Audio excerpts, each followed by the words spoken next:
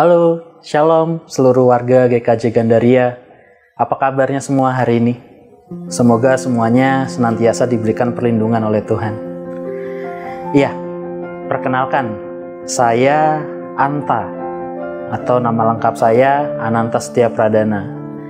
Nah, hari ini saya akan berbicara mengenai 3 hal, yaitu iman, pengharapan, dan kasih. Singkat saja, nggak akan lama-lama kita berbicara soal iman, pengharapan, dan kasih. Kalau di 1 Korintus 13 ayat 13 kan disebutkan demikian terdapat 3 hal, yaitu iman, pengharapan, dan kasih, dan yang terbesar di antara bisa saling terkait satu sama lain dan bisa tidak terpisahkan satu sama lain. Bagaimana bisa seperti itu? Sama lain dan bisa tidak terpisahkan satu sama lain. Bagaimana bisa seperti itu?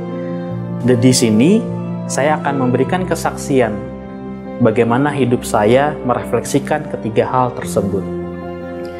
Baik, saya mau memberikan kesaksian tentang harapan kami ketika saya dan istri setelah menikah, kami mempunyai satu harapan. Kita berbicara tentang harapan dulu ya Bapak Ibu dan saudara-saudara. Saya mempunyai harapan bahwa kami ingin segera memiliki anak, gitu kan. Nah, dalam harapan kami yang kami sudah berpikir bahagia nih, nanti kalau punya anak akan bahagia, akan terasa lengkap hidup kami. Nah, tapi kata segera itulah yang pada akhirnya menjadi titik kesaksian kami.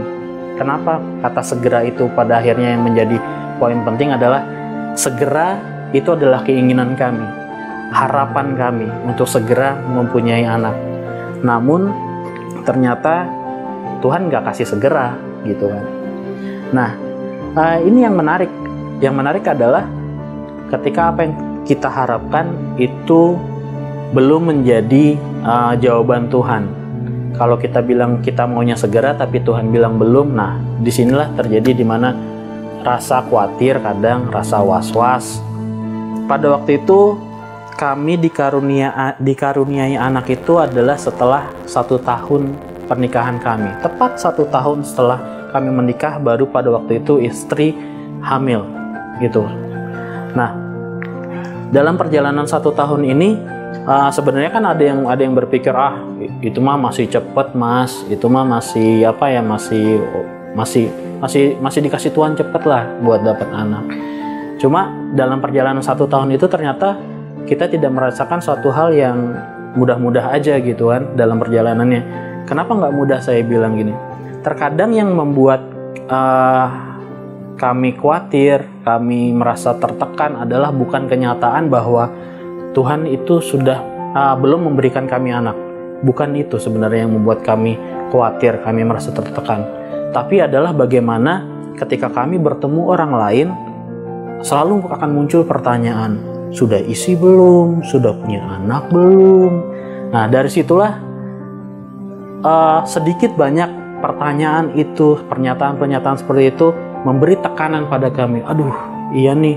Apalagi melihat misal ada berita kelahiran dari A, dari B, itu lagi semakin membuat, aduh kok kami belum diberikan ya sama Tuhan gitu.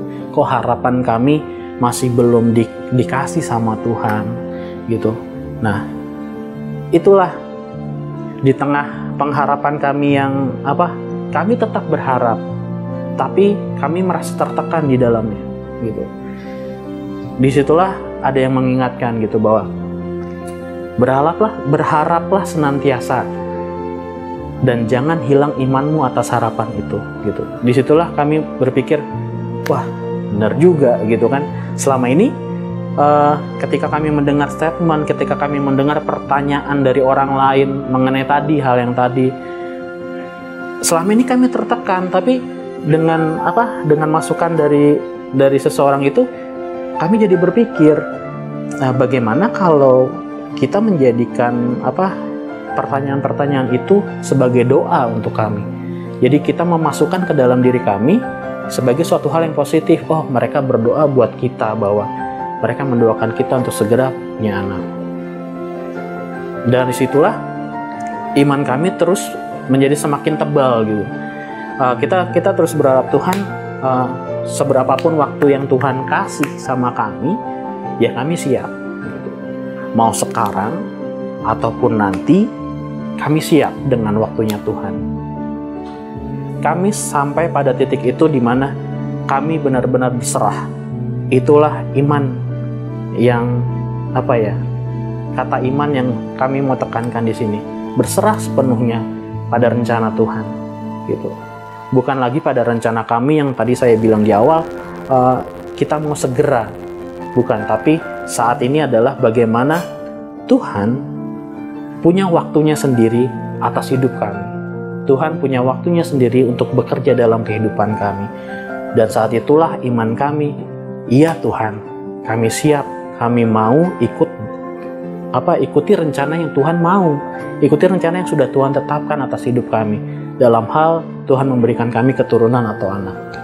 Oke, gitu. Sampai akhirnya tuh kami jadi jadi kayak punya janji pada diri sendiri. Nanti kalau udah Tuhan berikan, bisa nggak jaganya, bisa nggak ngerawatnya baik-baik, bisa nggak ngedidiknya dengan baik gitu kan. Disitulah pada akhirnya kami berkomitmen, ya Tuhan, ketika nanti Tuhan berikan, kami akan mengerahkan seluruh tenaga kami, seluruh daya kami untuk mendidik, membesarkan sesuai dengan kehendak Tuhan. Itu yang pada waktu itu komitmen kami kepada Tuhan. Kami akan mengasihi Dia, mengasihi anak kami, mengasihi pemberian Tuhan dengan sepenuh hati kami, seumur hidup kami gitu. Jadi dimulai dari harapan, di mana ketika kami berharap kami punya keturunan, kami punya anak dengan segera, tapi ternyata waktu Tuhan nggak bisa bilang sekarang, Tuhan nggak bisa. Tapi Tuhan kasih waktu, ada jeda waktu yang cukup lama, 1 tahun, baru Tuhan berikan. Nah, saya ingat waktu itu, ketika tahu pertama kali istri saya hamil, itu tengah malam, itu bukan tengah malam, sudah lewat tengah malam, subuh. Waktu itu subuh, saya tiba-tiba terbangun, saya melihat kok istri saya nggak ada gitu di samping saya. Saya keluarlah gitu, saya pikir dia sudah bangun dan dia sedang menyiapkan makanan pagi, sarapan pagi. Cuma saya balik lagi, tapi nggak ada suara orang masak di dapur. Terus itu masih terlalu subuh untuk dia bangun dan dia masak gitu kan. Saya ke arah dapur, saya lihat dia, dia lagi diam, bener-bener kayak orang diam, terpaku, melihat sesuatu. Di situ saya entah kenapa, kayak nalar saya tuh langsung nyatu sama istri saya. Sesuatu yang baik pasti. Saya langsung datangi, saya tanya, kenapa gitu. Dan istri saya memberikan waktu itu ada hasil test pack. Saya lihat, wah, puji Tuhan, garis 2 gitu kan. Disitulah saya dan istri benar-benar thank you God gitu, thanks Lord, bahwa apa yang kami harapkan Tuhan bisa berikan gitu. Apa yang kami harapkan selama ini Tuhan berikan pada waktunya Tuhan, yang tepat menurut Tuhan buat kami. Dan dalam perjalanan pengharapan kami itu, bukannya justru iman kami semakin menipis, tapi justru Tuhan membuat iman kami semakin menebal gitu. Dengan ditaruhnya orang-orang terbaik dalam hidup kami, ditaruhnya rekan-rekan yang selalu memotivasi kami, disitulah iman kami semakin menebal. Dan sekarang anak kami sudah berusia 2 tahun 3 bulan, dan saatnya sekarang dan sampai waktunya, sampai nanti dia dewasa, sampai kami tutup usia, kami mengasihinya dengan sepenuh hati.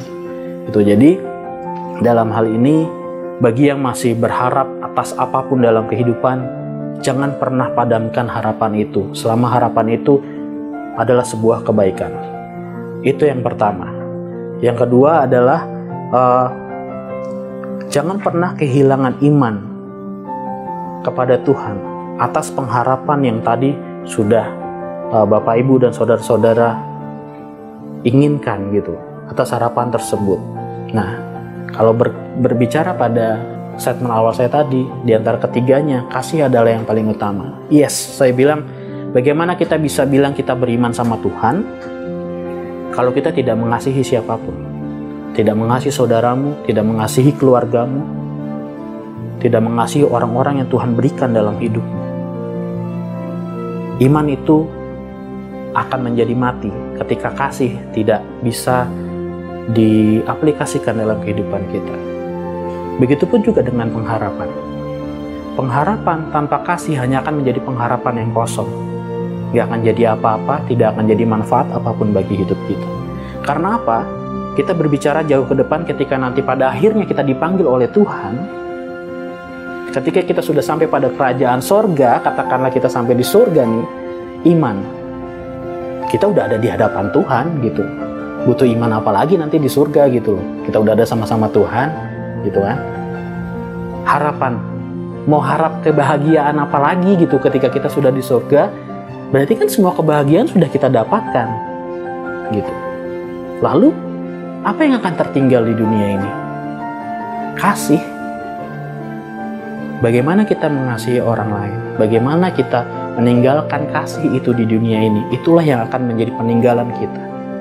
Gitu. Maka yang terbesar di antara ketiganya adalah kasih. Jangan bilang kau orang beriman kalau kau tidak mengasihi siapapun. Jangan bilang kau mau berharap akan suatu hal yang banyak, akan suatu hal yang baik, tapi kau tidak punya kasih. Harapanmu adalah harapan kosong. Demikian Bapak, Ibu, dan saudara-saudara. Jadi, tetaplah berharaplah dalam iman. Namun, yang terpenting di antara ketiganya adalah tetaplah mengasihi. Kasihilah semuanya, siapapun yang Tuhan berikan di dalam hidupmu. Amin.